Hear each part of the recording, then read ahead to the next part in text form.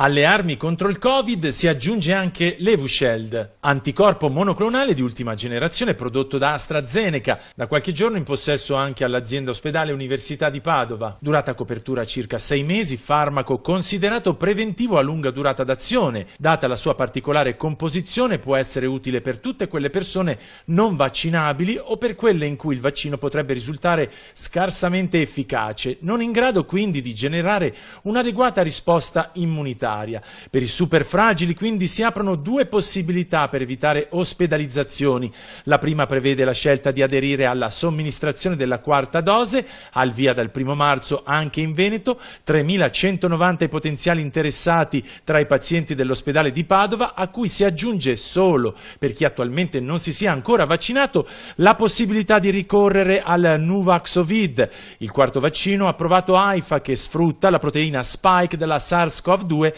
per produrre risposte immunitarie utilizzando la tecnica più comune tra i vaccini in uso ormai da 30 anni. La seconda possibilità invece ricade sull'utilizzo dell'Evusheld. Naturalmente sarà il medico curante a consigliare la strada migliore da percorrere. Due armi.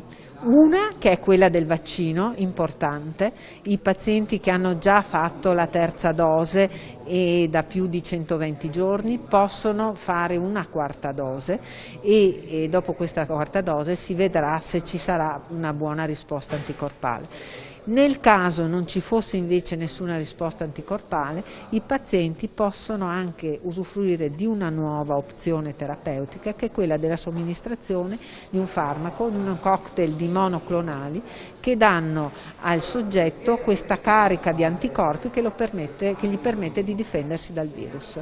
Il farmaco non è prescrivibile a tutti, è indicato per pazienti chemioterapici o che assumono farmaci antirigetto perché trapiantati, immunodepressi o a rischio effetti collaterali da vaccino Covid. In Italia sono state somministrate 49.361 dosi di anticorpi monoclonali per il trattamento da infezione da SARS-CoV-2, ma in vetta tra le regioni che hanno maggiormente creduto in questa terapia c'è il Veneto, con 8.484 somministrazioni. L'UOC Malattie infettive e tropicali dell'azienda ospedaliera di Padova nel marzo 2021 apre il primo centro veneto specializzato nella cura dei pazienti Covid, con le monoclonali naturalmente, salvando la vita a 1.076 persone. La cura è un successo, a dirlo anche i numeri, solo l'8% dei malati è stato ospedalizzato, solo il 3% ha manifestato reazioni avverse lievi o moderate, ma soprattutto 0 decessi a 30 giorni dal trattamento.